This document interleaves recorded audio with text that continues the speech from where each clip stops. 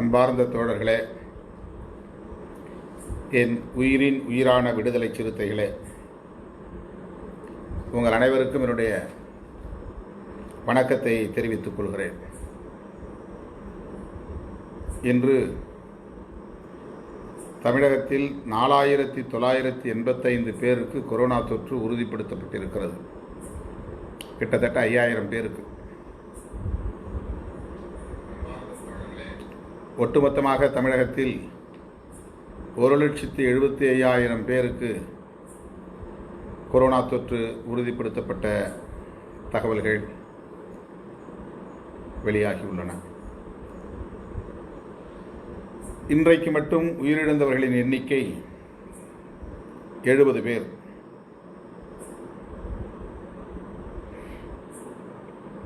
இதுவரை தமிழகத்தில் 2551 பேர் கொரோனாவுக்கு பலியாகி இருக்கிறார்கள். இப்போதும் சொல்வார்கள் சமூக பரவல் இல்லை என்று.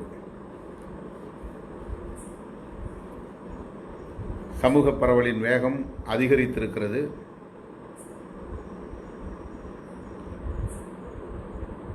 வீட்டிலேயே இருந்த ஒரு முதியவருக்கு, 90 வயது முதியவருக்கு கொரோனா தொற்று உறுதிப்படுத்தப்பட்டு மருத்துவமனையில் அனுமதிக்கப்பட்டிருக்கிறார் என்கிற தகவல் இன்றைக்கு கிடைத்தது. எங்கும் அவர் வெளியே போனதில்லை. யாரும் அவரை போய் நெருக்கமான ஓரிரு உறவினர்களை தவிர சந்திக்கவில்லை. ஆனாலும் அவருக்கு கொரோனா தொற்று. சமூக பரவலின் வேகம் உச்சத்தை தொடும் நிலையை அடைந்திருக்கிறது. மிகவும் எச்சரிக்கையாக இருக்க வேண்டும், கவனமாக இருக்க வேண்டும்.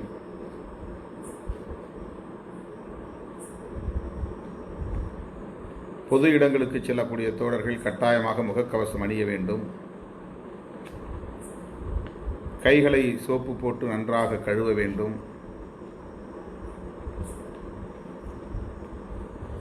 வழக்கமான வேண்டுகோள் தான் மீண்டும் வலியுறுத்த வேண்டிய தேவை இருக்கிறது. குறிப்பாக நமது இயக்கத் தோழர்கள் பல்வேறு பொது நிகழ்ச்சிகளை அவ்வப்போது ஒருங்கிணைத்துக் கொண்டே இருக்கிறார்கள். ஒவ்வொரு நாளும் பல போராட்டங்கள், இயக்கத் தோழர்களை ஒருங்கிணைத்து ஆங்காங்கே நடத்தி வருவதை நாம் பார்க்கிறோம். அந்த நிகழ்ச்சிகளில் பங்கேற்கக்கூடிய தோழர்கள் மிகுந்த அலட்சியத்தோடு முகக்கவசம் அணியாமல், கொஞ்சம் கூட இடைவெளி விட்டு நிற்காமல், நெருக்கி அடித்து கொண்டு ஒருவருக்கொருவர் ஏறி மிதிக்கக்கூடிய வகையில் நிற்பதையெல்லாம் பார்க்கிற போது அதிர்ச்சியாக இருக்கிறது, கவலையாக இருக்கிறது. தோழர்கள் மிக கவனமாக இருக்க வேண்டும், எச்சரிக்கையாக இருக்க வேண்டும் என்று மிகுந்த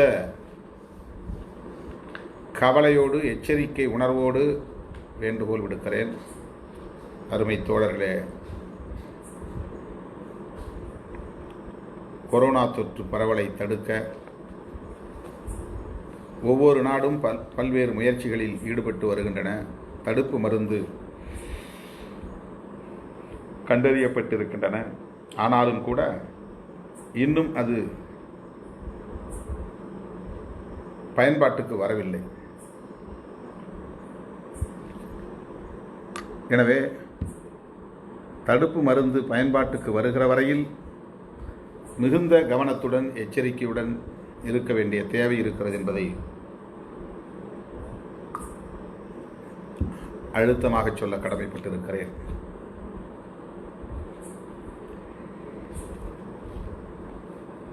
நேற்று நான் நமது புதிய மாவட்ட நிர்வாகம் தொடர்பாக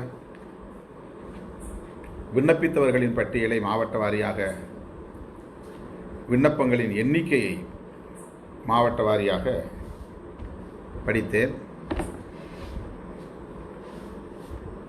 தோழர்கள் பல பொறுப்புகளுக்கு விண்ணப்பிக்காமலேயே உள்ளன என்பதை அதில் நீங்கள் உணர்ந்திருக்க முடியும். ஆகவே எஞ்சியிருக்கிற 4-5 நாட்களில்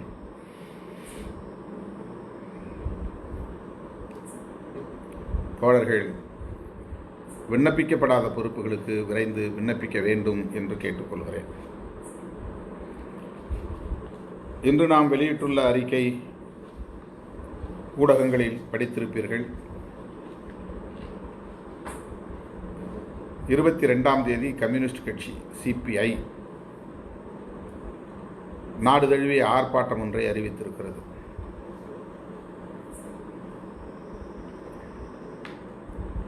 தனிப்பட்ட முறையிலே கம்யூனிஸ்ட் கட்சிகள் இணைந்து நடத்துகிற ஆர்ப்பாட்டம் தான் என்றாலும் கூட அந்த ஆர்ப்பாட்டத்தில் விடுதலை சிறுத்தைகளும் பங்கேற்க வேண்டும் என்று நான் வேண்டுகோள் விடுக்கிறேன். எங்கெல்லாம் இயலுமோ அங்கெல்லாம் தோழர்கள் இயன்ற அளவில் பங்கேற்க வேண்டும். ஆனால் மிகுந்த கவனம், எச்சரிக்கை.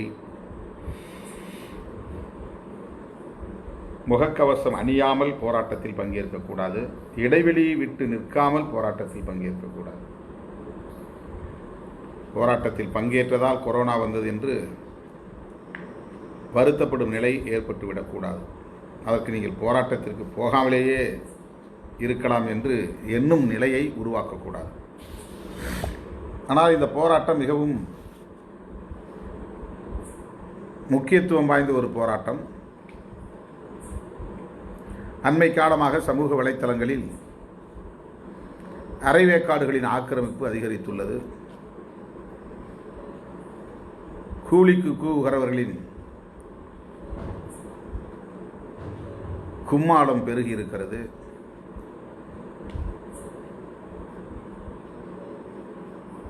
வாங்குகிற கூலிக்கு ஏற்ப வசைபாடும் போக்கு மிகுந்திருக்கிறது. விடுதலை சிறுத்தைகளை பற்றியவர்கள்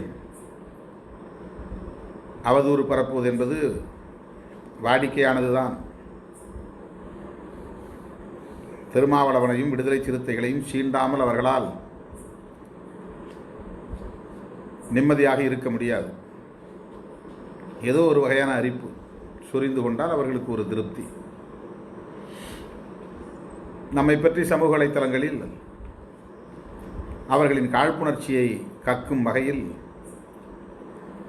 நாள்தோறும் ஏதாவது எழுதி கொண்டிருக்கிறார்கள், கிறுக்கிக் கொண்டிருக்கிறார்கள், உளறிக் கொண்டிருக்கிறார்கள். அதை பற்றி நாம் கவலைப்படவில்லை. நான் அடிக்கடி சொல்லுவேன், நம்முடைய வளர்ச்சியில் அக்கறை உள்ளவர்கள் நம்மை விமர்சித்தால் அதற்கு விடையளிக்க வேண்டும், அதை கவனத்தில் எடுத்துக்கொள்ள வேண்டும்.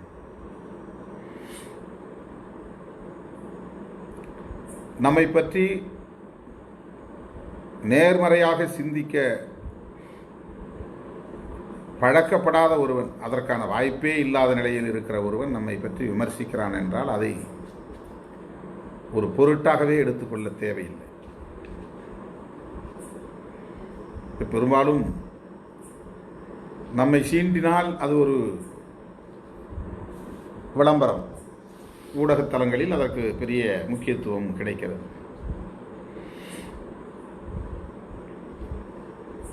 அவ்வளவு பெரிய ஆளா விடுதலை சிறுத்தைகள் என்ற கேள்வி எழலாம். அவ்வளவு பெரிய ஆள்களின் ஆணிவேரை அசைக்கக்கூடிய கருத்தியல் வலிமை பெற்ற இயக்கம் விடுதலை சிறுத்தைகள் கட்சி. அதுதான் சிக்கல். எழுப்புகிற கேள்விகளுக்கு அவர்களால் விடை சொல்ல முடியாது. ஆகவே நம் மீது பாய்ந்து புராண்டுகிறார்கள். நம்மை பற்றி அவர்கள் அவதூறு பரப்புவதோ வதந்திகளை பரப்புவதோ நமக்கு எந்த வியப்பையும் தரப்போவதில்லை, அதிர்ச்சியையும் தரப்போவதில்லை, ஏன் வேதனையும் கொடுவதில்லை. ஆனால் அண்மை காலமாக பெரியார் சிலைகளை அவமதிப்பது, வழக்கமாக அம்பேத்கர் சிலைகளை அவமதிப்பார்கள். நமக்கு தெரிந்து 30-35 ஆண்டு கால பொது வாழ்க்கையில் தமிழகத்தில் பரவலாக அவ்வப்போது அம்பேத்கர் சிலைகளை சேதப்படுத்துவதை நாம் பார்த்திருக்கிறோம். செருப்பு மாலை கட்டி போடுவார்கள், இல்லை என்றால் கைவிரலையோ கால் விரலையோ உடைப்பார்கள், தார் எடுத்து ஊற்றுவார்கள். வேதாரண்யத்திலே வெறுப்பின் உச்சத்திற்கே போய் சிலையை பட்டப்பகலில் தகர்த்து எறிந்தார்கள், இடித்து தரைமட்டமாக்கினார்கள். எந்த அளவுக்கு அவர்களுக்கு வெறி தலைக்கேறி இருக்கிறது என்பதை அது உணர்த்தியது. இது தமிழ்நாட்டில் மட்டுமல்ல, இந்தியா முழுவதும் பல்வேறு மாநிலங்களில் பரவலாக அவ்வப்போது நடைபெறக்கூடிய அவலங்கள் தான். புரட்சியாளர் அம்பேத்கரை ஆராதித்தால்தான் ஆச்சரியப்பட வேண்டும். பிஜேபி, ஆர்எஸ்எஸ் போன்றவர்களெல்லாம் அம்பேத்கரை மோடி போன்ற தலைவர்கள், அவர்களின் வரிசையில் இருக்கக்கூடிய தலைவர்கள் ஆராதிக்கிறார்கள். புரட்சியாளர் அம்பேத்கரின் காலடியில் நின்று கொண்டு பிரமாண வாக்குமூலம் தருவதைப் போல தந்தவர் நம்முடைய பிரதமர் நரேந்திர மோடி அவர்கள். நான் இன்றைக்கு இந்த இடத்தில் இந்த இருக்கையில் அமர்ந்திருக்கிறேன் என்றால் அதற்கு புரட்சியாளர் அம்பேத்கரின் உழைப்பு தான் காரணம், பங்களிப்பு தான் காரணம். எங்கோ ஒரு தேநீர் கடையில் தேநீர் ஆற்றி கொண்டிருந்தவன், விற்று கொண்டிருந்தவன் இந்தியாவின் பிரதமராக முடிந்ததென்றால் அதற்கு வழிவகுத்தவர், அடித்தளம் அமைத்தவர், பாதை போட்டவர் புரட்சியாளர் அம்பேத்கர் தான் என்று மோடி ஒருபுறம் புரட்சியாளர் அம்பேத்கரின் திருவுருவச் சிலைக்கு அருகில் அவருடைய காலடியில் நின்று கொண்டு பேசியதையெல்லாம் நாம் பார்த்திருக்கிறோம். தொட்டு வணங்கிய காட்சியெல்லாம் நாம் பார்த்திருக்கிறோம். ஆனால் அதே கும்பல், அவர் இடம்பெற்றிருக்கிற அமைப்பை சார்ந்தவர்கள் புரட்சியாளர் அம்பேத்கரின் சிலைகளை நாடு தழுவிய அளவில் அவமதித்துக் கொண்டிருக்கிறார்கள். அவர் மீதும் காவி சாயத்தை பூச முயற்சிக்கிறார்கள்.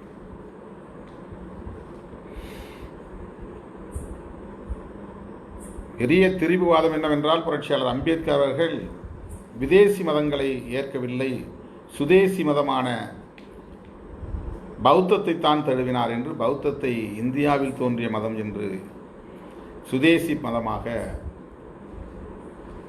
வியாக்கியானம் தருகிறார்கள். இந்து மதத்தின் மீதுள்ள பற்றின் காரணமாகத்தான் புரட்சியாளர் அம்பேத்கர் அவர்கள் பௌத்தத்தை ஏற்றுக்கொண்டார் என்று ஒரு புதிய விளக்கத்தை தருகிறார்கள், திரிபுவாதத்தை பரப்புகிறார்கள். உண்மையில் சொல்லுவதென்றால், சனாதன சக்திகளின் முதல் பகை புரட்சியாளர் அம்பேத்கரின் சிந்தனைகள் தான். அது அவர்களுக்கு தெரியும், ஆனால் அப்படி வெளிப்படையாக சொல்ல இயலாது. ஆகவே ஒருபுறம் தலைவர்கள் புரட்சியாளர் அம்பேத்கரை ஆராதித்துக் கொண்டே அவரை பின்பற்றக்கூடிய சங்க பரிவாரங்கள் அவருடைய சிலைகளை அவமதிப்பது, அந்த சிலைகளில் காவிச்சாயத்தை பூசுவதற்கு முயற்சிப்பது போன்ற அநாகரிக நடவடிக்கைகளில் தொடர்ந்து ஈடுபட்டு வருகிறார்கள். எனவே புரட்சியாளர் அம்பேத்கர் அவர்களை அவமதிப்பது என்பது தமிழ்நாட்டில் மட்டுமல்ல, இந்தியா முழுவதும் இப்போது மட்டுமல்ல, நீண்ட நெடுங்காலமாக தொடர்ந்து ஒரு தொடர்கதையாக, வாடிக்கையாக அது இருந்து கொண்டே இருக்கிறது. அதிலே ஆச்சரியப்படுவதற்கு எதுவும் இல்லை. ஆனால் தமிழகத்தில் தற்போது பெரியாரின் பக்கம் சனாதன சக்திகளின் பார்வை திரும்பி இருக்கிறது. பெரியாரின் சிலைகளை குறிவைத்து அவமதிக்கும் நடவடிக்கைகளில் ஈடுபட்டு வருகிறார்கள்.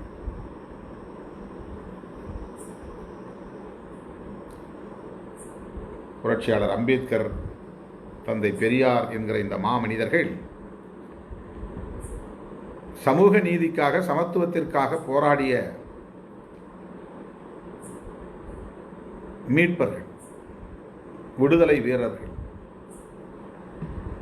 யார் ஒருவர் இந்திய மண்ணில் சமூக நீதியை பேசினாலும், சமத்துவத்தை பேசினாலும் அது இயல்பாக சனாதனத்திற்கு எதிராகத்தான் இருக்க முடியும். பெரியார் பேசினார் என்று மட்டுமல்ல, தந்தை பெரியாரை போல புரட்சியாளர் அம்பேத்கர் நாடு தழுவிய அளவில், இந்திய அளவில் பேசினார் என்பது மட்டுமல்ல, யார் பேசினாலும் அது சனாதனத்திற்கு எதிராகத்தான் பேச வேண்டி வரும். பெரியார், அம்பேத்கர் மட்டுமல்ல, யார் பேசினாலும் அது சனாதனத்திற்கு எதிராகத்தான் போய் நிற்கும். ஆகவே சனாதனத்திற்கு எதிராக அவர்கள் பேசினார்கள் என்பதற்காக அவருடைய அடையாளங்களை சிதைக்கும் முயற்சியில், அவமதிக்கும் முயற்சியில் சாதி வெறியர்களும் மதவெறியர்களும் தொடர்ந்து ஈடுபட்டு வருகின்றனர். அதில் இவ்வளவு காலம் தந்தை பெரியாரின் பக்கம் அவர்களின் பார்வை திரும்பவில்லை. அதற்கான வலிமை அவர்களுக்கு இல்லாமல் இருந்தது. இன்றைக்கு மோடி ஆட்சி பொறுப்பு ஏற்ற பிறகு, அதுவும் இரண்டாவது முறையாக ஏற்ற பிறகு, அகில இந்திய அளவில் இந்த சனாதன சக்திகளின் கொட்டம் அதிகரித்திருக்கிறது. அவர்களின் வெறியாட்டம் மிதமிஞ்சி இருக்கிறது.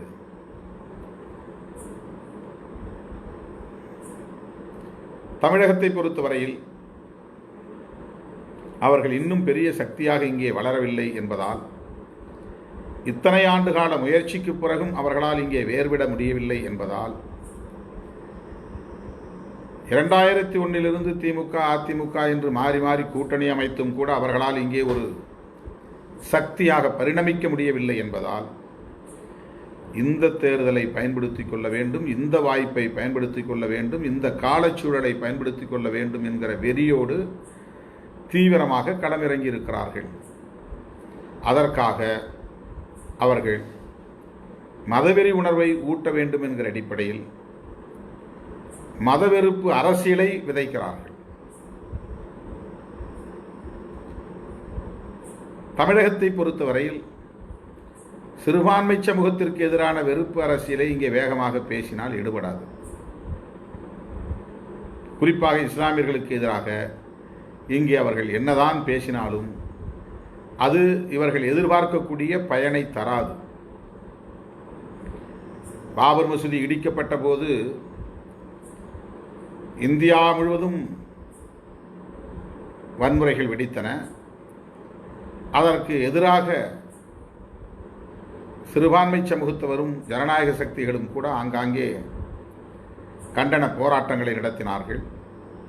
ஆனால் ஆதரவு சக்திகளாலும் சரி, எதிர்ப்பு சக்திகளாலும் சரி, எந்த சீர்குலைவும் சட்டம் ஒழுங்குக்கு எதிரான போக்கும் தமிழகத்தில் நிகழவில்லை. ஏனென்றால் இங்கே இந்து முஸ்லீம் என்கிற பாகுபாடு அரசியல் நீண்ட காலமாக எடுபட இயலாத ஒரு நிலை கட்டமைக்கப்பட்டிருக்கிறது. இங்கே அது எடுபடாது. பாபர் மசூதி இடித்த போது கூட இங்கே இஸ்லாமியர்கள் அமைதியான முறையில் தான் தமது எதிர்ப்பை வெளிப்படுத்தினார்கள். அதை இந்துக்களுக்கு எதிரான ஒரு வன்முறையாக அவர்கள் மாற்ற முயற்சிக்கவில்லை. வட இந்திய பகுதிகளில் அப்படி ஒரு சில இடங்களில் நடந்தேறின. ஏனென்றால் அங்கே மதவெறி அமைப்புகள் சிறுபான்மையினரை குறிவைத்து அவ்வளவு பெரிய வன்முறை வெறியாட்டத்தில் ஈடுபடக்கூடிய ஒரு சூழல் இருந்தது. ஆகவே தமிழகத்தை பொறுத்தவரையில் இஸ்லாமியர்களுக்கு எதிரான வெறுப்பு அரசியலை பயன்படுத்தி தாம் விரும்பிய அரசியல் ஆதாயத்தை இங்கே வென்றெடுக்க முடியாது என்கிற காரணத்தினால் இங்கே திமுக ஆகிய கட்சிகள் பெரியாரை தங்களின் கருத்தியல் அடையாளமாக கொண்டு உயர்த்தி பிடித்து வருகிறார்கள். தொடர்ந்து 50 ஆண்டு காலம் மாறி மாறி திமுகவும் அதிமுகவும் ஆட்சி அதிகாரத்தில் அமரக்கூடிய அளவுக்கு வலிமை பெற்றிருப்பதற்கு பெரியார் ஒரு காரணம் என்பதை யாரும் மறுக்க இயலாது. எனவே திராவிட அரசியல் கட்சிகளின் வலிமைக்கு பெரியார் ஒரு மையப்புள்ளியாக இருக்கிறார். பெரியார் ஒரு மைய விசையாக இருக்கிறார். எனவே பெரியாரை குறிவைத்து அவருடைய மதிப்பீடுகளின் மீது, வேல்யூஸ், நன்மதிப்பீடுகளின் மீது தாக்குதல் தொடுக்க வேண்டும், அதை களங்கப்படுத்த வேண்டும், அதை சீர்குலைக்க வேண்டும், சிதைத்திட வேண்டும். அதன் மூலம் திராவிட கட்சிகளின் ஆளுமையை அல்லது ஆதிக்கத்தை சிதறடிக்க வேண்டும் என்று சனாதன சக்திகள் திட்டமிடுகிறார்கள். திட்டமிட்டு காய்களை நகர்த்துகிறார்கள். காய்களை நகர்த்தி இங்கே சமூக பதற்றத்தை உருவாக்க முயற்சிக்கிறார்கள்.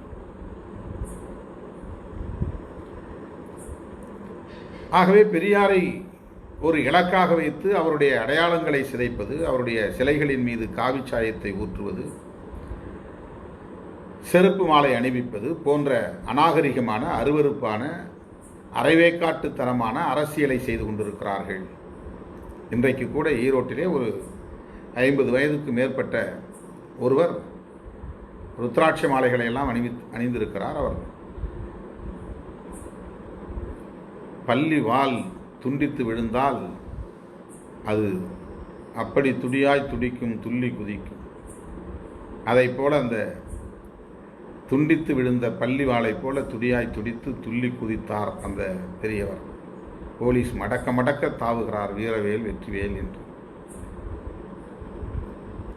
பெரியாரின் சிலை மீது காவி சாயத்தை ஊற்றுவதற்கு வீரவேல் வெற்றிவேல் என்று முழக்கமிடுகிறார். தமிழக அரசியல் எங்கே போய் கொண்டிருக்கிறது என்பதை தயவு கூர்ந்து ஜனநாயக சக்திகள் தீவிரமாக சிந்திக்க வேண்டும் தோழர்களே. விடுதலை சிறுத்தைகள் கட்சிக்கு அல்லது திருமாவளவனுக்கு வாக்களிக்க வேண்டும் என்பதல்ல பிரச்சனை. தமிழ்நாடு அரசியல் எங்கே போய் கொண்டிருக்கிறது? பெரியாரை குறிவைத்து அவரை களங்கப்படுத்தும் முயற்சியில் ஈடுபடக்கூடிய சக்திகள் யார், அவர்களை பின்னால் இருந்து இயக்கக்கூடியவர்கள் யார் என்பதை பார்க்க வேண்டும் தோழர்களே. தமிழ்நாட்டின் நலன் கருதி இந்த கருத்தை முன்வைக்கிறோம். அடுத்து இவர்களுக்கு குறி பெரியார் என்கிற அடையாளத்துக்கு, திராவிட கட்சிகளின் மீதான அந்த வெறுப்பின் அடையாளத்துக்கு பெரியாரை உயர்த்தி பிடிக்க பெரியாரை குறிவைக்கிறார்கள். பெரியாரை களங்கப்படுத்தினால் திராவிட கட்சிகளை பலவீனப்படுத்த முடியும் என்று நம்புகிறார்கள். பெரியாரை களங்கப்படுத்தினால் திமுக வரிந்து கட்டி கொண்டு வீதிக்கு வரும். திமுக தலைமையிலான தோழமை கட்சிகள் கண்டனம் தெரிவிக்கும். அதை கொண்டு அரசியல் காய்களை நகர்த்தலாம். பார்த்தீர்களா இவர்கள் எல்லோரும் பெரியாரின் தொண்டர்கள் தான் இவர்கள், நாத்திகவாதிகள் தான் இவர்கள். பெரியாரின் தொண்டர்கள் என்றால், நாத்திகவாதிகள் என்றால் இவர்கள் ஒட்டுமொத்தத்தில் இந்து மதத்திற்கே எதிரானவர்கள், இந்துக்களுக்கே எதிரானவர்கள், இந்து சமூகத்திற்கே எதிரானவர்கள் என்றெல்லாம் பரப்ப முடியும். அதன் மூலம் இவர்கள் விரும்புகிற ஒரு சாலிடாரிட்டி, ஓட் பேங்க் போலரைசேஷன், வாக்கு வங்கியை ஓரணியில் திரட்டுவதற்கு ஏதுவாக அமையும் என்று கணக்கு போடுகிறார்கள். தேர்தலுக்காகத்தான் தோழர்களே இத்தனை நாடகமும். இந்து சமூகத்தின் மீதுள்ள பற்றுதலால் அல்ல, அல்லது முருகப்பெருமானின் மீதுள்ள பக்தியால் அல்ல.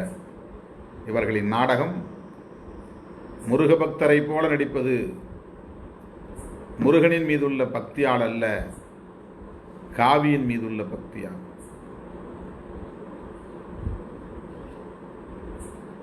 அடுத்து இவர்கள் யாரை குறிவைக்கிறார்கள் என்றால் கம்யூனிஸ்டுகளை. அவங்க பேசும்போதெல்லாம் பார்த்தா தெரியும், அவங்க 2 பேர் தான் முக்கியமான எதிரிகள். ஒன்று கம்யூனிஸ்டுகள், இன்னொன்று திராவிட கட்சிகள். திராவிட கட்சிகள் என்றால் இப்போதைக்கு அவர்கள் பார்வையில் திமுகவுக்கு ஆதரவாக இருக்கக்கூடிய திராவிடர் கழகம். அடுத்தவர்களுக்கு கம்யூனிஸ்ட். இதில் அவர்களால் விடுதலை சிறுத்தைகளை தவிர்க்க முடியவில்லை. கம்யூனிஸ்ட் கட்சியாகவும் இல்லாமல், திராவிட கட்சியாகவும் இல்லாமல் ஒரு கட்சி அவர்களை தோலுரிக்கிறது என்றால், அவர்களை அம்பலப்படுத்துகிறது என்றால், அவர்களை அடையாளம் காட்டுகிறது என்றால், அவர்கள் முன்வைக்கக்கூடிய அந்த சனாதன கொள்கையின் அரசியலை வெளிச்சத்திற்கு கொண்டு வருகிறது என்றால் அது விடுதலை சிறுத்தைகள் கட்சி மட்டும்தான்.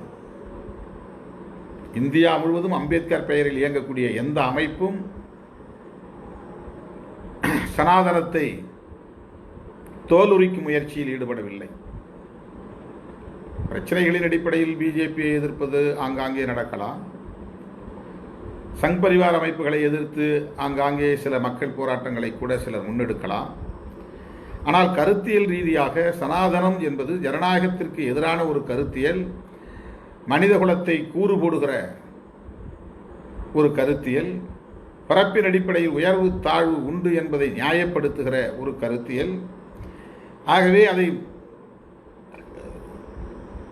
மூர்க்கமாக எதிர்க்க வேண்டும் என்கிற ஒரு நிலைப்பாட்டை கொள்கை சார்ந்து எடுத்து இயங்குகிற கட்சி, அரசியல் கட்சி விடுதலை சிறுத்தைகள் கட்சி.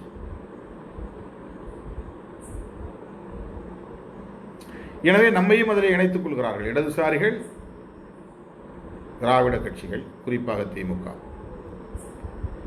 விடுதலை சிறுத்தைகளையும் இணைத்துக் கொள்கிறார்கள். ஆனால் அவருடைய கோர் பாயிண்ட் ரொம்ப முக்கியமானது. அடிப்படையான அடித்தளமான கருத்து சிறுபான்மை சமூகத்திற்கு எதிரான வெறுப்பு தான். முஸ்லிம்களை, குறிப்பாக முஸ்லிம்களை, கிறித்தவர்களையும் எதிர்க்கிறார்கள், முஸ்லீம்களையும் எதிர்க்கிறார்கள். குறிப்பாக முஸ்லீம்களை. ஏனென்றால் கிறித்தவர்களை விட முஸ்லீம்கள் ஓரளவுக்கு அரசியல் சக்தியாக நிற்கிறார்கள், அணிதிரண்டு நிற்கிறார்கள். கிறித்தவர்கள் ஜெபம் செய்வதிலே அதிகம் கவனம் செலுத்துகிறார்கள். இஸ்லாமியர்கள் அரசியலையும் இணையாக பார்க்கிறார்கள். எனவே இஸ்லாமிய வெறுப்பை இங்கே முதன்மைப்படுத்த முடியாது. ஆனால் அந்த எதிர்ப்பு களத்தில் முதன்மை சக்தியாக, முதன்மை எதிரியாக வைத்திருக்கிறார். அதனால்தான் கருப்பர் கூட்டம் என்கிற அமைப்புக்கு இஸ்லாமிய பயங்கரவாதிகள் பணம் தருகிறார்களாம். ஆனால் அதை நேரடியாக தராமல் நம் மூலமாக தருகிறார்களாம். இது ஒருவருடைய கருத்து.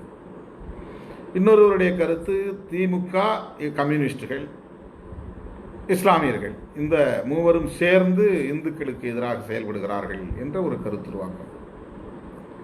இப்படியெல்லாம் அவர்கள் திட்டமிட்டு பல்வேறு வகையான கருத்துருவாக்கத்தை செய்து இங்கே சமூக பதற்றத்தை உருவாக்க முனைகிறார்கள். அதிலே மிக முக்கியமாக நான் சொல்ல வந்தது, இப்போது கம்யூனிஸ்டுகள் என்று நான் குறிப்பிட்டேனே, அதிலே சிபிஐ தலைவர் விடுதலை போராட்ட காலத்தில் அந்த ஆங்கிலேய ஏகாதிபத்தியத்தை எதிர்த்து நடத்திய விடுதலை போராட்டத்தில் நேரடியாக பங்கு பெற்ற விடுதலை போராட்ட வீரர்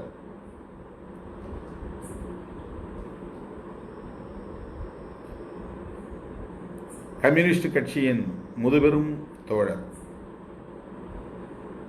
95வது வயது என்று கருதுகிறேன், பெரியவர் ஐயா RNK என்று அழைக்கப்படக்கூடிய நல்லக்கண் அவர்களை இழிவுபடுத்தி ஒரு அற்பன் சமூக வலைத்தளத்தில் கருத்து பதிவிட்டிருக்கிறான்.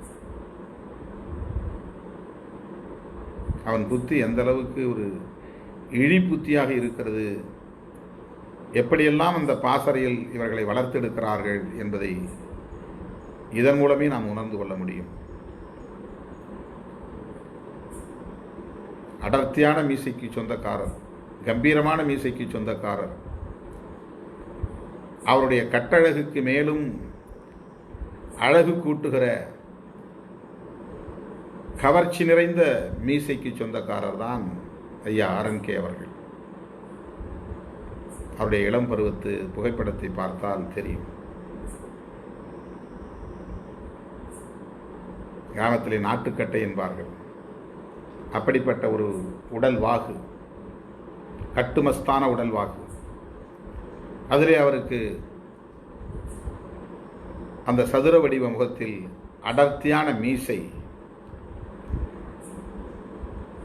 திராவிடர்களுக்கே உள்ள அல்லது தமிழர்களுக்கே உள்ள அந்த இயல்பான கருப்பு, அந்த கருப்பிலும் அடற்கருப்பிலும் அடற்கருப்பாக அவருக்கு அழகிய கம்பீரமான மிடுக்கான மீசை உண்டு, எடுப்பான மீசை உண்டு.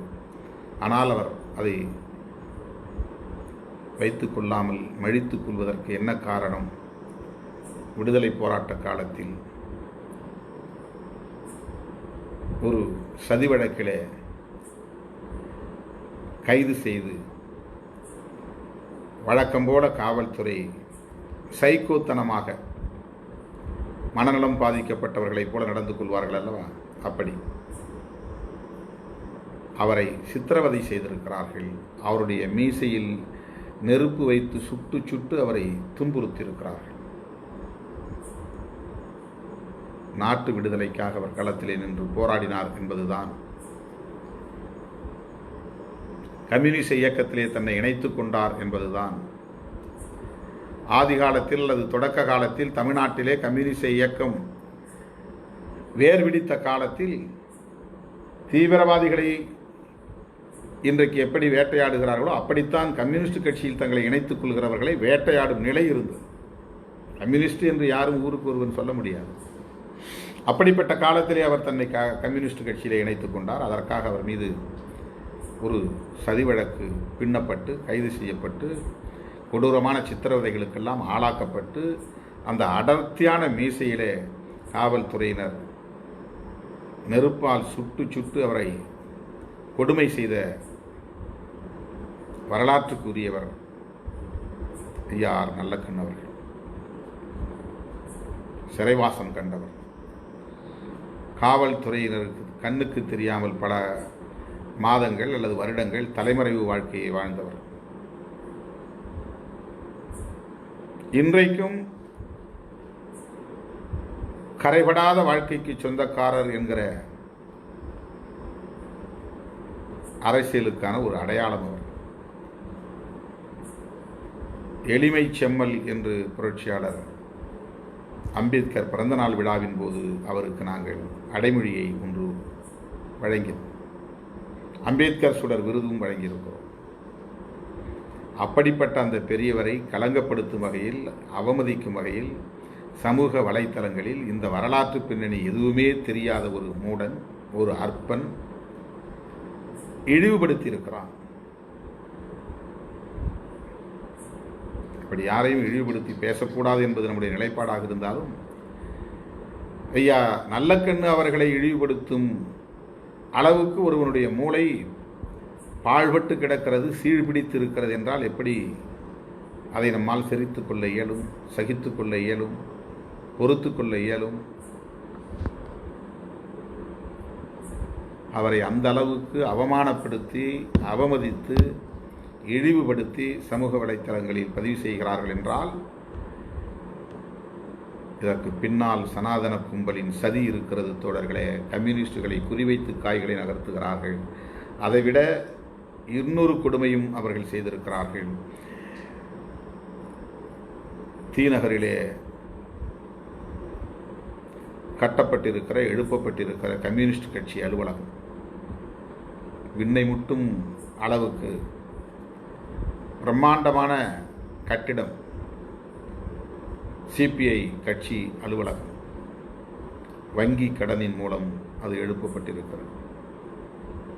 தமிழ்நாட்டில் அப்படி யாருக்கும் ஒரு கட்சி அலுவலகம் இல்லை. ஏன் இந்திய அளவில் கூட அப்படி யாருக்கும் பல அடுக்கு மாடிகளை கொண்ட கட்சி அலுவலகம் கிடையாது. அதை எவ்வளவு கொச்சைப்படுத்த முடியுமோ அவ்வளவு கொச்சைப்படுத்தி சமூக வலைத்தளங்களில் எழுதியிருக்கிறார்கள் என்றால், திமுகவை குறிவைத்திருப்பதைப் போல இடதுசாரிகளையும் குறிவைத்திருக்கிறார்கள். திமுகவுக்கு ஆதரவாக இருக்கக்கூடிய விடுதலை சிறுத்தைகள் போன்ற கட்சிகளையும் குறிவைத்து அவதூறு பரப்பி வருகிறார்கள். இன்னும் என்னென்ன கூத்தாடப் போகிறார்களோ, என்னென்ன கைங்கரியங்களை எல்லாம் செய்ய போகிறார்களோ என்று எண்ணக்கூடிய அளவுக்கு அவர்களின் நடவடிக்கைகள் அமைந்திருக்கின்றன.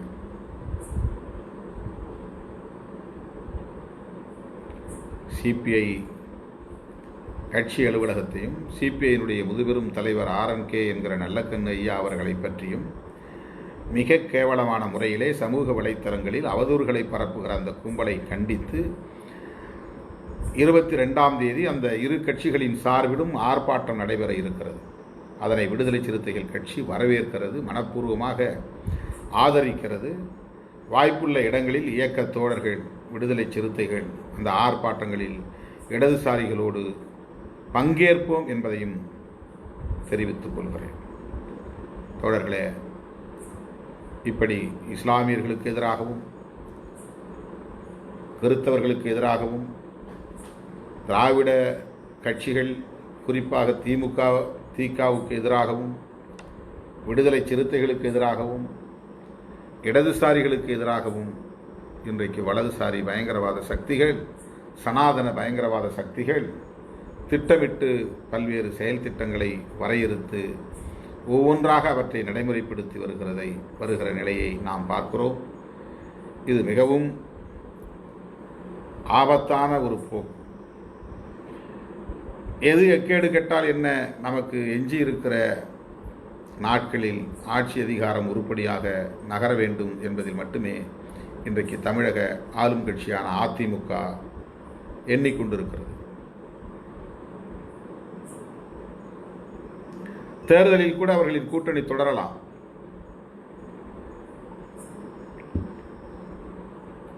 பாஜகவின் அச்சுறுத்தலுக்கு பணிந்து அவர்கள் எதிர்பார்க்கிற அளவுக்கு இடங்களை கூட ஒதுக்க வாய்ப்பு இருக்கிறது.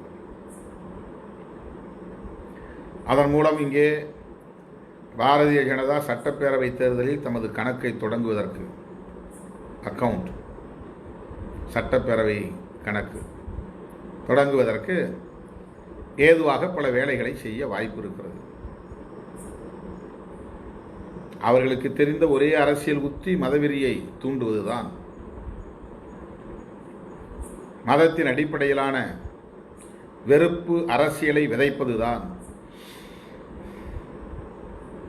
மதத்தின் அடிப்படையிலான இந்த முரண்பாடுகளை கூர்மைப்படுத்தி நீயா நானா என்கிற அடிப்படையிலே மக்களை மோதவிட்டு அந்த நெருப்பிலே குளிர்காய வேண்டும் என்பதுதான் அவர்களின் எதிர்கால திட்டம். அதற்காக எதையும் செய்வார்கள். எந்த எல்லைக்கும் போவார்கள். இப்போது வெளிப்படையாக தமிழகத்தில் ஊடக நிறுவனங்களை எச்சரிக்கிறார்கள், அச்சுறுத்துகிறார்கள். பெயர்களை குறிப்பிட்டு இவர்கள் மீதெல்லாம் நீங்கள் நடவடிக்கை எடுக்கவில்லை என்றால் என்று அச்சுறுத்தும் போக்கு தலை தூக்கி இருக்கிறது. வெளிப்படையாக பெயர்களை பட்டியலிடுகிறார்கள். ஒரு நிறுவனத்திலே வேலை செய்தால் அவர்கள் ஒட்டுமொத்தமாக அந்த நிறுவனத்தின் அடிமைகளா என்ன? அனைத்தையும் கழற்றி வைத்துவிட்டு அல்லது முழுமையாக ஒப்படைத்து சரணடைவதற்கு ஊடகத்திலே பணியாற்ற வேண்டுமா என்கிற கேள்வி எழுகிறது. ஒப்படைக்கப்பட்ட பணிகளை நிறுவனத்திலே செய்ய வேண்டும், அவ்வளவுதான் வாங்குகிற சம்பளத்திற்கான கடமை. ஆனால் அவர்கள் தங்களுடைய வலைத்தளங்களில் பெரியார் படம் ஏன் வைத்திருக்கிறார்கள்? டிபி என்கிற அந்த இடத்தில் பெரியார் படத்தை ஒருவர் வைத்திருந்தார் என்பதற்காக அவர் வெளியேற்றப்பட்டிருக்கிறார். நீலச்சட்டை பேரணி குறித்து ஒருவர் செய்தியை வெளியிட்டார் என்பதற்காக இப்போது அவரை குறிவைத்திருக்கிறார்கள். அவரை தாமாகவே வெளியேறும்படி நெருக்கடி தந்திருக்கிறார்கள். இடதுசாரி சிந்தனையாளர்களையும் பெரியாரிய சிந்தனையாளர்களையும் அம்பேத்கரிய சிந்தனையாளர்களையும் விவாதங்களுக்கு அழைத்து அவர்களுக்கு கருத்து சொல்வதற்கான சுதந்திரத்தை வழங்கிய காரணத்திற்காக ஒருவருடைய பதவி பறிக்கப்பட்டு அவருடைய நிலையிலிருந்து கீழிறக்கம் செய்யப்பட்டு அச்சுறுத்தலுக்கு ஆளாக்கப்பட்டிருக்கிறார். அவருடைய ஜூனியருக்கு கீழே அவர் வேலை செய்ய வேண்டும் என்கிற நிலை.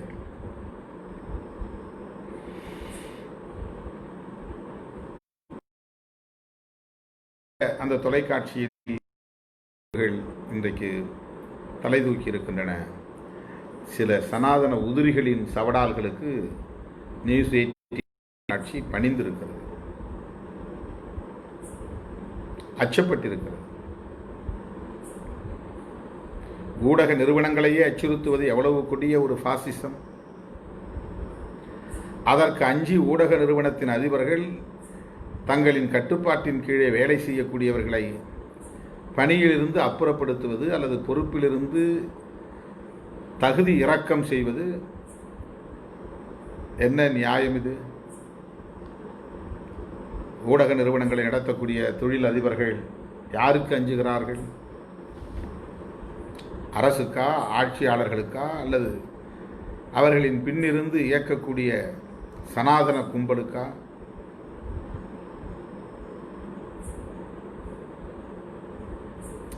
ஒரு நிறுவனம், வலிமைமிக்க நிறுவனம், இப்படிப்பட்ட அவதூறுகளுக்கெல்லாம் வளைந்து கொடுக்கும் அல்லது பணிந்து கொடுக்கும் என்றால் அந்த நிறுவனம் கோழைத்தனமாக இருக்கிறது என்று விமர்சித்துவிட்டு நாம் விலகிவிட முடியாது. இப்படிப்பட்ட ஆளுமை மிக்க நிறுவனங்களையே அசைத்து பார்க்கிற அளவுக்கு, அச்சுறுத்தக்கூடிய அளவுக்கு, பணி வைக்கக்கூடிய அளவுக்கு இங்கே சிலரின் கொட்டம் தலைவிரித்தாடுகிறது என்றால் அந்த பாசிசத்தை எதிர்க்க நாம் கடமைப்பட்டவர்களாக இருக்கிறோம். அந்த ஊடக நிறுவனத்திற்கும் சேர்த்து நாம் குரல் கொடுக்க வேண்டியிருக்கிறது. அந்த ஊடக நிறுவனத்தின் சுதந்திரத்திற்காக நாம் குரல் கொடுக்க வேண்டியிருக்கிறது. இப்படிப்பட்ட அச்சுறுத்தல்களுக்கெல்லாம் பின்வாங்க வேண்டாம் என்று நியூஸ் 18 போன்ற தொலைக்காட்சி நிறுவனங்களுக்கு நாம் ஆதரவு குரலை எழுப்ப வேண்டியிருக்கிறது. இந்த 2 பேரை ஏன் நீங்கள் நடவடிக்கை எடுத்தீர்கள் என்று அவர்கள் மீது நமக்கு ஒரு வருத்தம் இருந்தாலும், ஒருவரை நிறுவனத்திலிருந்தே வெளியேற்றுகிற நடவடிக்கை, ஒருவரை தாம் வகித்த பதவியிலிருந்து இறக்கம் செய்து இன்னொரு பதவியில் பொறுப்பேற்க செய்த நடவடிக்கை, இவற்றின் மீது நமக்கு உடன்பாடு இல்லை, வருத்தம் இருக்கிறது.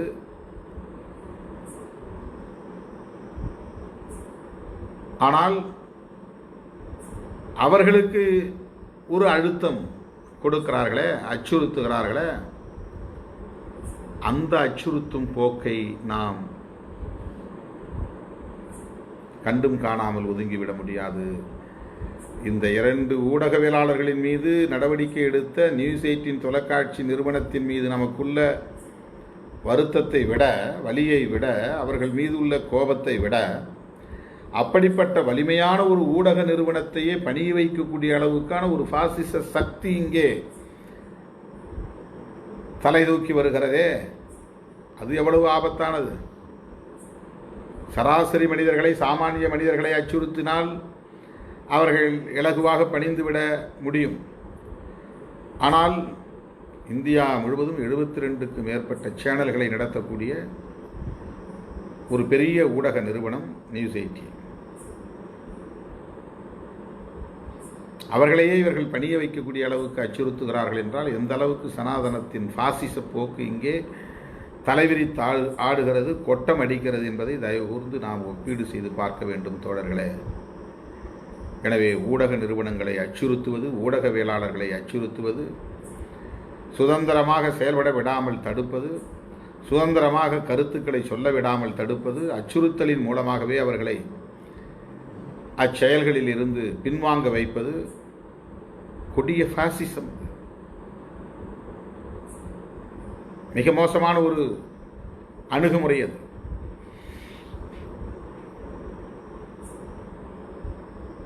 எப்படி இதை நாம் வேடிக்கை பார்த்து கொண்டிருக்க முடியும்?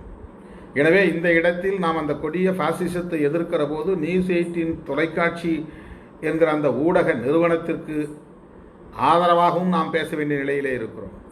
இது எந்த ஊடகமாக இருக்கட்டும், அவர்களுக்கு சுதந்திரம் தேவை, சுதந்திரமாக கருத்து சொல்லும் உரிமை தேவை.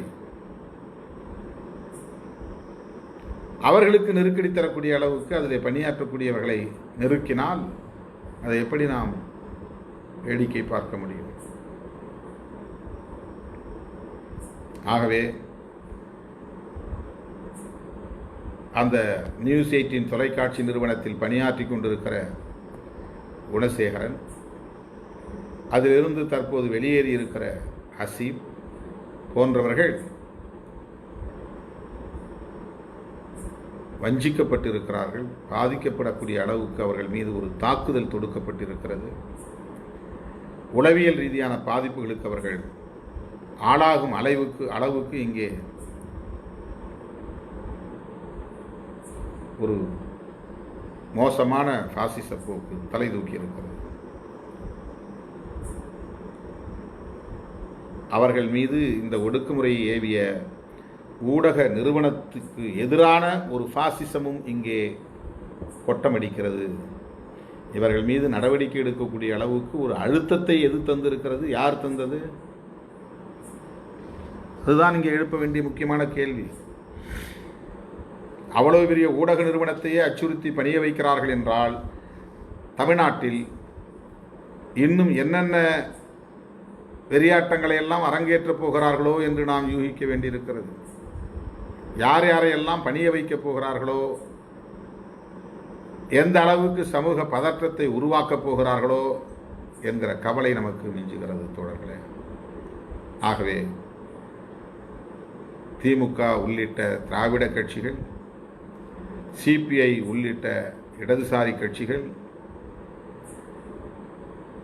இடதுசாரிகளாகவும் இல்லாமல் திராவிட கட்சிகளாகவும் இல்லாமல் புரட்சியாளர் அம்பேத்கர் கொள்கை வழியில் இயங்கக்கூடிய விடுதலை சிறுத்தைகள் கட்சி,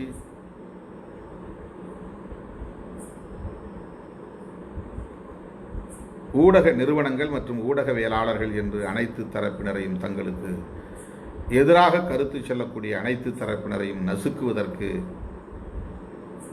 இந்த சக்திகள் முயற்சிக்கிறார்கள் அல்லது துணை நிற்கிறார்கள் என்றால் அதை நாம் ஒருபோதும் வேடிக்கை பார்த்து கொண்டிருக்க இயலாது. ஆகவேதான் சிபிஐ அலுவலகத்தை கொச்சைப்படுத்திய ஐயா RNK அவர்களின் நன்மதிப்புக்கு பங்கம் விளைவிக்கக்கூடிய வகையில் சமூக வலைத்தளங்களில் கருத்துக்களை பதிவிட்ட அறியாமை சகதியில் கிடந்து உழலும் சனாதன கும்பலை கண்டிக்கும் வகையில்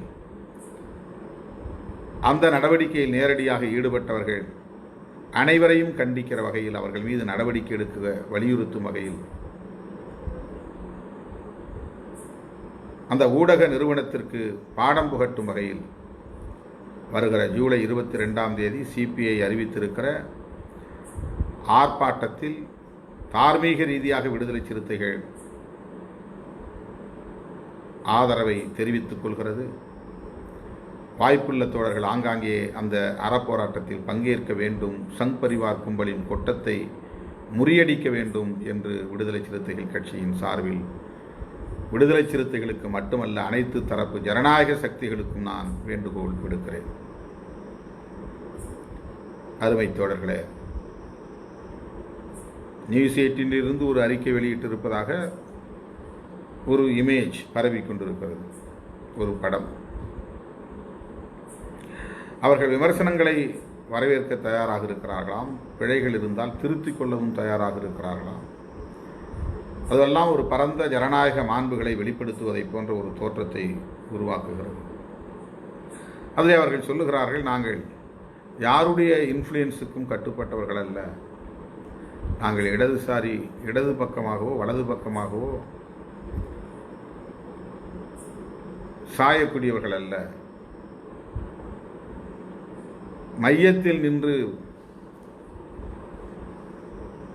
நீதிக்காக குரல் கொடுக்கக்கூடியவர்கள் என்கிற அடிப்படையிலே கருத்து பரவலை எடுத்துச் செல்கிறார்கள். மையம் என்ற ஒன்று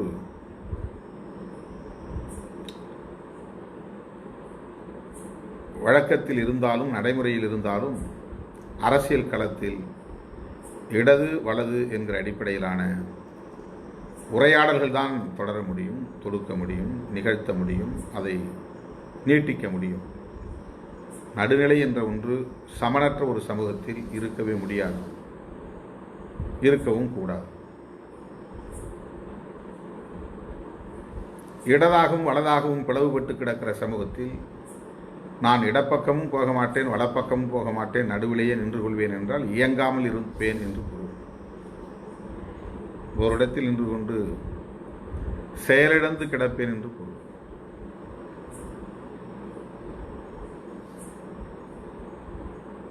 ஆகவே நியூஸ் 18 மட்டுமல்ல, யார் அப்படி சொன்னாலும் அந்த கருத்து பம்மாத்து என்றுதான் பொருள், மற்றவர்களை ஏமாற்ற முயற்சிக்கிறார்கள் என்றுதான் பொருள்.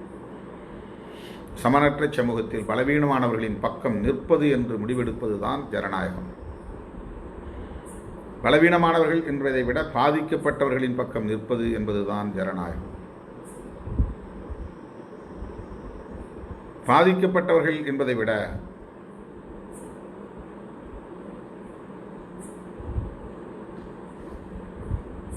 ஆக்கிரமிப்பாளர்களை எதிர்த்து நிற்கக்கூடிய சக்திகள், ஆதிக்கம் செலுத்தக்கூடியவர்களை எதிர்த்து நிற்கக்கூடிய சக்திகள், அவர்களின் பக்கம், ஆதிக்கத்தை எதிர்ப்பவர்களின் பக்கம் நாமும் நிற்க வேண்டும்.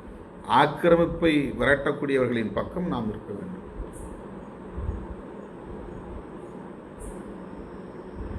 அது ஒரு வேளை அப்படி எடுக்கிற நிலைப்பாட்டுக்கு பெயர் இடதுசாரி நிலைப்பாடு என்று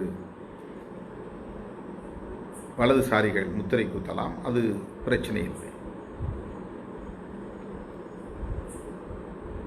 வலது இடது என்று வந்த பிறகு மையம் என்ற ஒன்று இருக்கவே முடியாது. சமனற்ற சமூக கட்டமைப்பில் மேல் கீழ் என்கிற இந்த கட்டமைப்பில் நான் மேலும் இல்லை, கீழும் இல்லை, இடமும் இல்லை, வளமும் இல்லை, மைய புள்ளியில் இருக்கிறேன் என்றால் அது ஒரு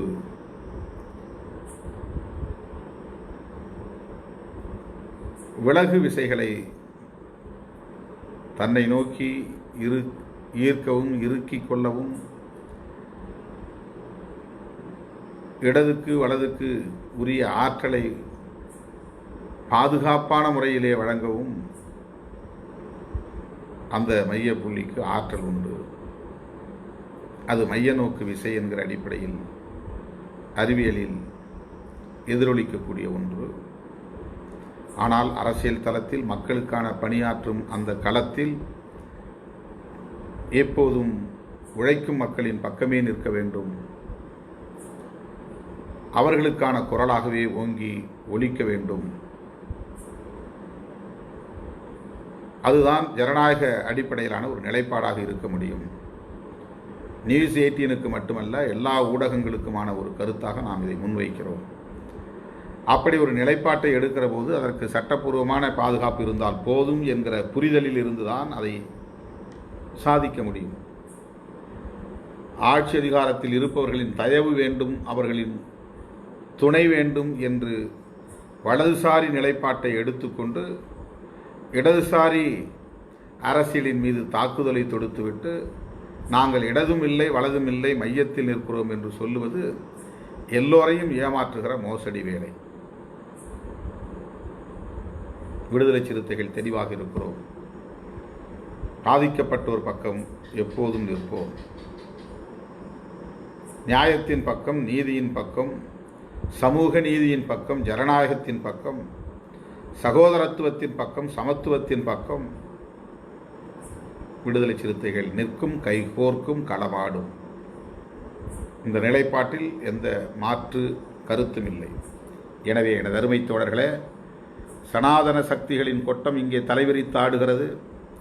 அவர்கள் ஏற்கனவே வரையறுத்து கொண்ட செயல் திட்டத்தை ஒவ்வொன்றாக நடைமுறைப்படுத்தும் போக்கில் இன்றைக்கு தீவிரம் காட்டி வருகிறார்கள்.